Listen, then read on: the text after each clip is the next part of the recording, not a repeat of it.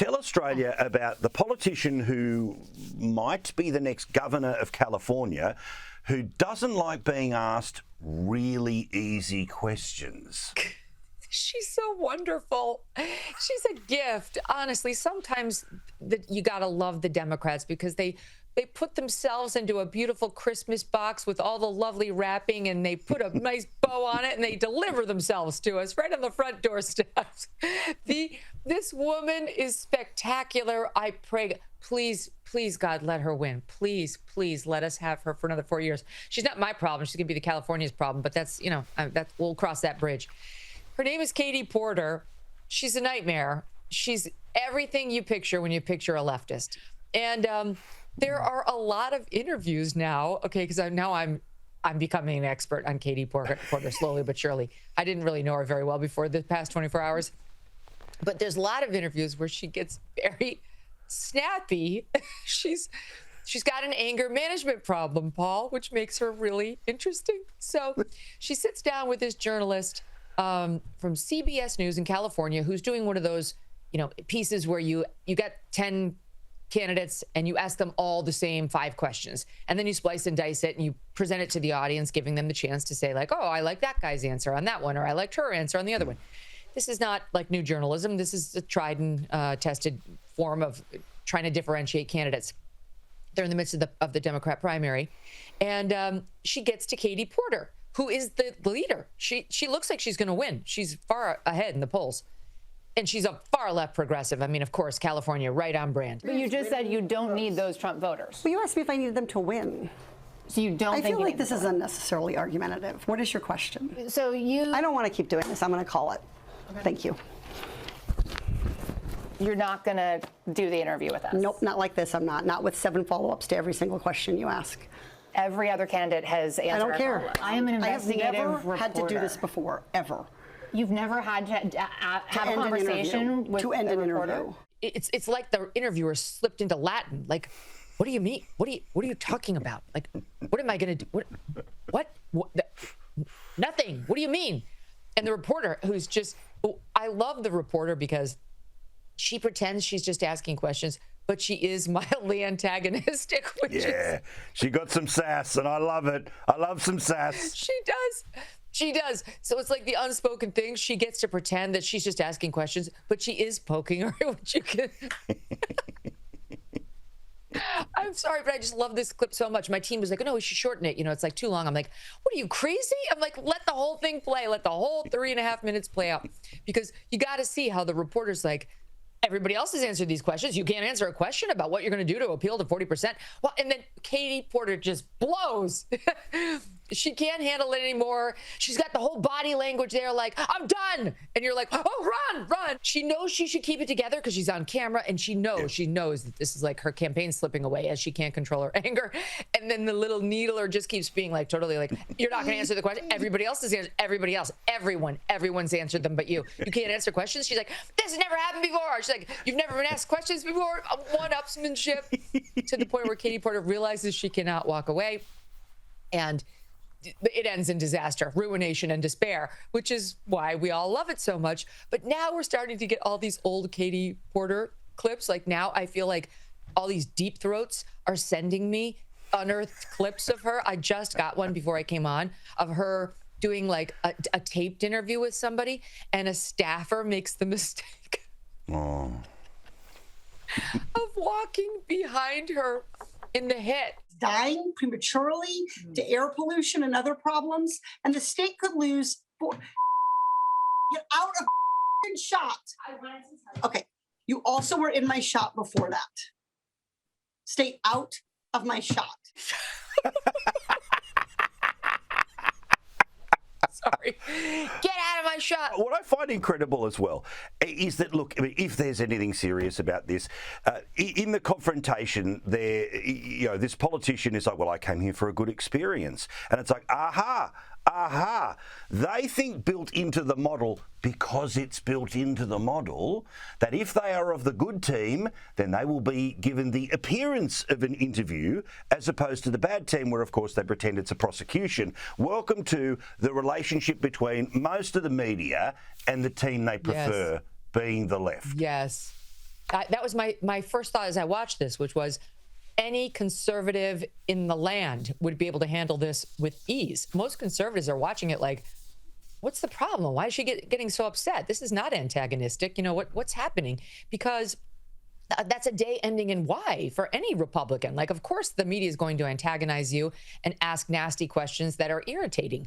Like, if you can't handle that, you definitely cannot run as a Republican. It's Democrat primary season, you see.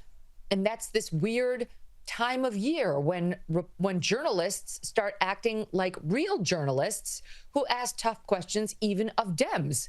And so that's why Katie Porter was confused. She's not used to it.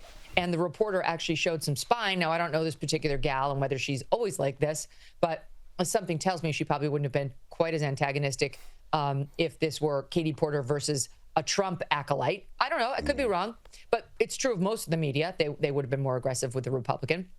And Katie Porter was utterly baffled and kept repeating, like, I want this to be a pleasant experience. And now finally the reporter's like, I want this to be a pleasant experience. And she's like, you know, I expected this to be nice. I didn't she's utterly baffled at the fact that she's not having a pleasant experience. And literally every GOP politician is watching that, just crossing his arms, rolling his eyes and laughing. It's just, how's she going to do when she gets into debates with actual Republicans? You know, I mean, maybe she's just used to spewing her Democratic talking points and having moderators who never push her. But look, whatever has to happen for her to win, that's what has to happen. I'm now in favor of the media backing off this woman. We need to make it as easy as possible, because we really don't have that many characters who will just let it all hang out the way this gal will. And you know, I'm sorry for her staffers and I'm sorry for Californians, but I need this. Yeah.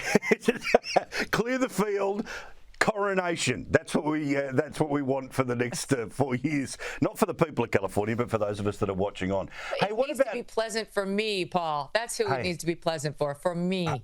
Hey, and whatever crumbs fall off your table, they will feed the rest of us in excitement in observing as well. What about Kamala Harris? Now, I actually read somewhere that people did buy her book, or at least 300,000 people, or at least a lot of donors. But you know, we're now into the after dark version of the book tour, where we're working blue now. We're dropping the F-bomb. Whoa, she's reminding us how hip she could have been if she was the president. Trump did that on the South Lawn of the White House, by the way. Yeah. She is faking it. I mean, that's why it doesn't work. You know, you and I both know nothing wrong with deploying a good swear here and there. As Katie Porter agrees. But it has to be authentic to you in order for it to work. You can't have all these Democrats running around like they have been, trying to recruit young men because they know they've lost them, by dropping like strategically placed F-bombs. That does not work. And it certainly doesn't work for Mamala to try to switch up her image into street Kamala, who's like now dropping F-bombs while promoting her book. Owning up to the responsibility that the powerful have to have some level of concern and care, if not just fucking curiosity. I mean, it's one more artifice around this woman. There's not an authentic bone in her body. I guess she realizes she has to give up like the accents because they've become such a punchline. So now she's switching into MFer at every book tour to sound cool and like she's in on the joke and she's one of the cool kids. It's like, okay. Nobody looks at Kamala and thinks she's cool and she drops F-bombs. They think Venn diagram, they think school buses, they think what a weirdo she married, and that she covered up for Joe Biden's mental infirmities. And that's about it. And that she's kind of dopey. But in any event, that's her new, I guess, tactic to make herself seem likable. And that actually has a lot of people, that the whole thing with the book sales and so on, thinking she is going to run for president again, which I also am in favor of. See earlier reasoning. Now, I don't know if I can get 3 in a row in terms of people you want to stick around, right? You know, collectively in the veins to keep us all alive. It's a couple of days old, but I've got to ask, right? As soon as I saw Meghan Markle walking out of the Balenciaga fashion show, and by the way, weren't they the people who made some pretty weird ads a couple of years ago? I mean, you know, just roll totally on. Exploitative of young children. Yeah, roll on. That's fine. They keep, they're uncancelable. And you're going, sorry, I'm pretty sure that would sort of rule most people out. But what did you think about the person who thinks they're queen in their own mind, just with the saunter and all the rest of it as she was leaving the fashion show, that being Meghan Markle? Okay.